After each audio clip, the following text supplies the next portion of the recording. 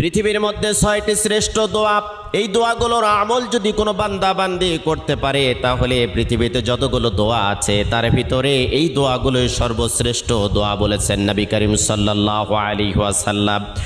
কোনো বান্দা বান্দি যদি যতই বিপদে থাক, কষ্টে থাক, দুর্ভিক্ষে থাক, উৎকণ্ঠার মধ্যে থাক না কেন, সকাল থেকে সন্ধ্যা পর্যন্ত যদি কোনো বান্দা বান্দি দরুদ শরীফের আমল করতে পারে, রাতের বেলা যদি দরুদ শরীফের আমল করতে পারে, হাজারো অশান্তির দাবানল থেকে আল্লাহ রাব্বুল আলামিন শান্তি দান করবেন।